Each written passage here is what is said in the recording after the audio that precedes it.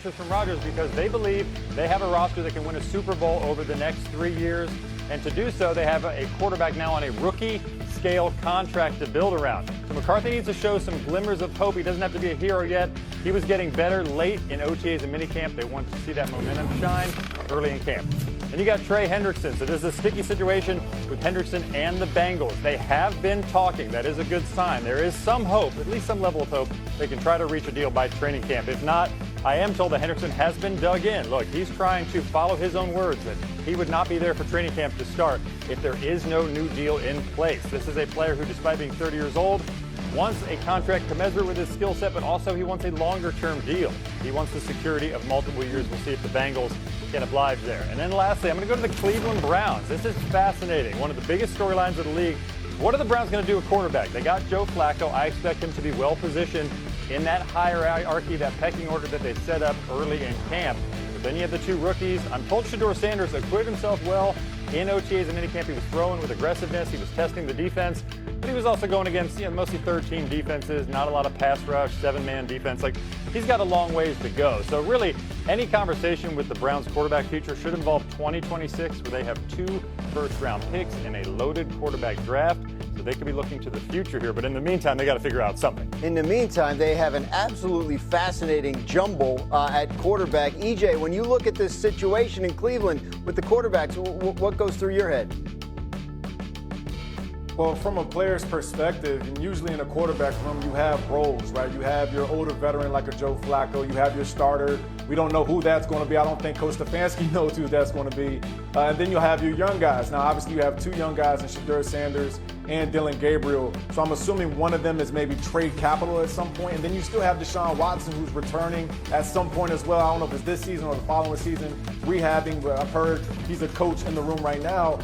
To me, this just looks like another issue for the Browns. And if you're trying to compete in this division where you have Joe Burrow, you have Lamar Jackson, obviously Aaron Rodgers with the Pittsburgh Steelers, you need to know who your quarterback is at this point. Like, you can't go into training camp saying, all right, well, we're just going to roll the ball out there and figure out who the best guy is based off of preseason. You need to have a pecking order. This team needs to know who the leader is. And at this point in the offseason, I'm just not really liking where the Browns are because of the quarterback conundrum. Again, maybe they try to use the young guys as draft capital, but I don't know. And look, 2026 draft, Jeremy's right. A bunch of potential first-round picks, maybe even 4 or 5 guys who could be first-rounders. I just don't understand why you draft 2 quarterbacks in this draft. Yeah, for me, it's about competition. And look, I agree. Next year's draft is loaded with quarterbacks. I think you start Joe Flacco, great bridge quarterback. We know how difficult this Browns schedule is to start, but I think their future could be Shedeur Sanders. Dillon Gabriel is an unbelievable college player, 64 starts, over 18,000 yards, but the list of sub-6-foot quarterbacks that have won the Super Bowl is very short. We could talk to Drew Brees, very few exceptions to that. So to me, Shedeur Sanders should be given a chance at some point to try to be the future, and if he is, great. If not, as you guys alluded to, they got 2 first-rounders. If Jacksonville stumbles this year, it could be a very high first-round pick next year. Yeah, in Jacksonville, it often is. EJ, if you had your choice, how would you set it up if you're the Browns? Like, who should be their starter at this point? Yeah, so I would start the season with a Joe Flacco or Kenny Pickett, one of the 2, because they're veterans. And I would then keep Shedeur Sanders, try to trade Dillon Gabriel, especially if he plays well in the preseason, to build up some of that draft capital, because there's going to be other teams that need a backup. Guys get hurt all the time. But I do believe Shedeur Sanders can be the future there. It's just a matter of why bring all these guys in? I mean, as far as bringing in the different roles, that's my question. You have veterans, you have young guys, and then you still have Deshaun, who you owe a bunch of money to as well, so you're not sure what they're going to do with him. But ultimately, I would try to move forward with Shedeur and try to develop him and let him be your future.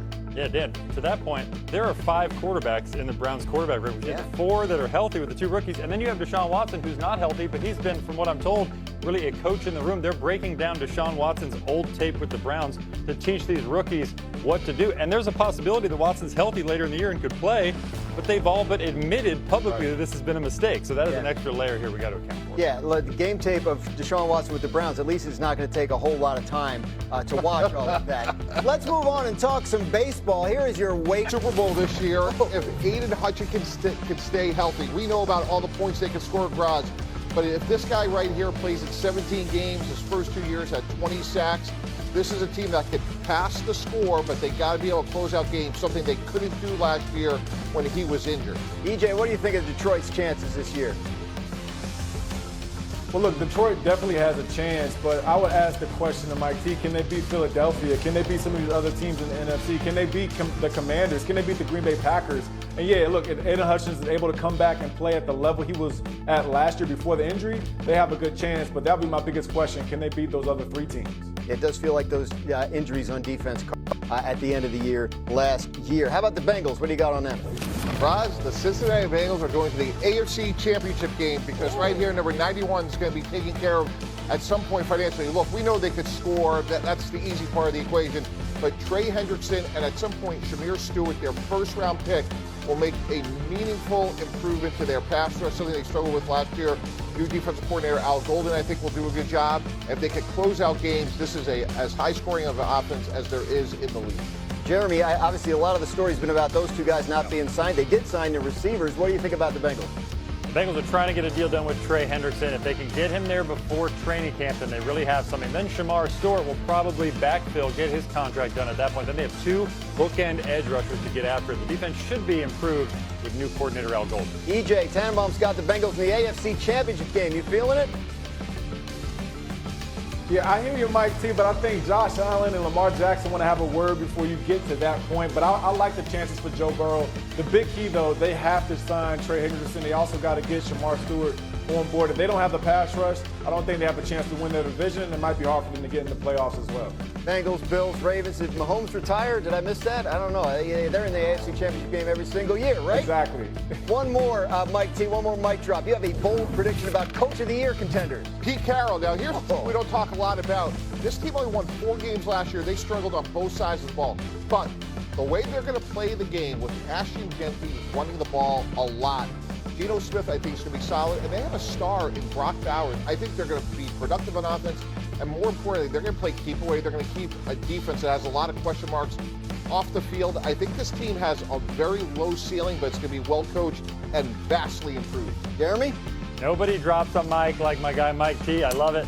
Now, I will say the smartest thing Pete Carroll did was he went and got Geno Smith. That brings them instant credibility in that locker room at the quarterback position. They probably had the worst QB outlook in the entire league last year. I am concerned about the defensive talent outside of Max Crosby. Christian Wilkins, their starting tackle, has been out, could miss some time. They just have not backfilled with a lot of talent on that side of the ball. If they can get it done, they got a chance. New coach, new quarterback. EJ, what do you think about the Raiders this year? Yeah, I like the Raiders' chances, and I do want to disagree with Mike, but I can't. I really think that Pete Carroll, kind of putting his glasses and his books to the side, no longer a professional, now back as a head coach in the NFL. I think it's fantastic. And look, he's going to bring a lot of energy to this Las Vegas Raiders team that really needs it, guys. They haven't played well in the past couple seasons since they've left Oakland, gotten to Vegas. You bring in Geno Smith, you run the ball at Ashton Genty. I like their chances, and also I think they can make the playoffs too. Never in doubt the energy level when we're talking about Pete Carroll. You know what could use some energy is the contract talks between T.J. Watt and the Pittsburgh Steelers. They're going nowhere, it seems. On Monday, our Adam Schefter reported that in recent weeks, multiple teams have been discussing whether they might be able to trade for T.J. Watt, who skipped the team's most recent minicamp. He's unhappy with his contract situation, and sources telling Adam, we want to re-sign T.J. Watt. They want him to be a Steeler legacy player and to get something done. He will most likely be the highest paid edge rusher in the entire league once that happens. But as was cautioned to me, these are hard deals to do. They take a lot of time, especially with this level of money. So Watt appears to be unhappy with the fact that, look, you're bringing in all these other players. You're bringing in these veterans. You're paying them. You're paying DK Metcalf. Jalen Ramsey's a big salary. That could be money that's allocated to me and to me right now. So they got a couple weeks before training camp to try to sort this out. A trade would be really hard to do, though. Grouse, when those teams call, those are really short conversations. When you do an autopsy of this offseason, it's inconceivable that you do all those things that Jeremy just mentioned, starting with DK Metcalf getting up a second-round pick and $30 million, bringing in a soon-to-be 42-year-old Aaron Rodgers to trade a homegrown Hall of Famer in T.J. Watt. I've been in those situations in the locker room where we've brought in outside talent, and the check and balance for a front office is your locker room. And they do a great job in Pittsburgh, and they have for multiple decades. There is no way Mike Tomlin is going to let T.J. Watt walk out the door, especially this year. To me, it's not if it gets done, when. We've talked about before, the chess match here of Trey Hendrickson, Micah Parsons, and T.J. Watt. I don't know. Let's get this deal done. EJ, just how important is it for the Steelers to sign T.J.? Well, Graz, it's everything. If they don't sign TJ Watt, all these offseason transactions are a wash. They mean nothing. And I don't understand why they've waited so long to do this. I don't know if they need to call Heinz Ketchup in Pittsburgh and get a loan to give, TJ some more money. I just don't get it. Like, how do you have to wait to pay somebody who's been a bookend defensive end, not just in this league, but also for your football team? And you talk about the cornerstone pieces. You talk about the culture. TJ is exactly that. When I think of the great Steelers teams in the past, the teams that I played, they always had really good edge rushers. And, I think TJ's done every single thing right. If I'm him, I would be upset at this point, considering all the changes and the moves that they made. You bring in Aaron Rodgers, but you got to pay him, make him happy, and go out there and start fighting to get in the playoffs. Just put a little ketchup on that offer, and it'll get done. Hey, we all agree that Steelers need to sign him, and probably will, but we do like to get into the realm of speculation here, especially in the offseason. So, EJ, if it got to the point where he didn't want to be there anymore and they were going to trade him, who should be making the call? Yeah, well, the Detroit Lions should be making the call, and I understand that Aiden Hutchinson is supposed to come back.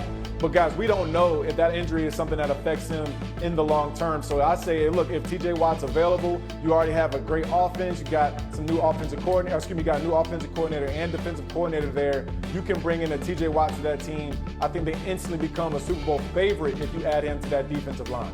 All different answers here. I guess that just shows you how good TJ Watt is. Anybody could use him. Why'd you say Packers? Yeah, I'm going to stay in the NFC North. I'm going to one-up things here for the player side. I'm going to do something for TJ Watt and send him back home to Wisconsin, where he's familiar with the Packers growing up. And the Packers were low-key looking for pass rush help this offseason. Back in March, they were looking at potential trade acquisitions or some free agent pass rushers. They have some need there, and then back in the NFL. I think the Commanders are a no-brainer. You have a superstar quarterback on a rookie deal. Your window is right now. They've had a tremendous offseason when you think about Larry Tunsil, Deebo Samuel, amongst others. The one thing they need is another pass rusher to close out games against those prolific NFC scoring offenses. So to me, TJ Watt to Washington, if it ever happened, to me would be a no-brainer. Yeah, he'd be the missing piece, I think, on a lot of teams, but also probably the Pittsburgh Steelers, who should do whatever they can do to get him re-signed. We come back, we're going to talk some more. Sao cắt họ nha. Gọi luôn đi. Gọi luôn đi. Chịu. Để gọi ra trên mặt nữa. Đâu? Gọi con đi. Chào chào mọi người đã quay trở lại với kênh của mình. Bây giờ mình sẽ tiếp tục hướng dẫn các bạn làm hoa. Bóp ăn. Còn nghe. Tôi mệt quá, nó mẹ cái tôi mệt quá. Hôm qua ta đang gọi điện với anh Giới, sau chị Lan Anh bảo gọi Giới sang đây, thế là nó tắt bé nó đi sang luôn. Chán lắm. Ui nào.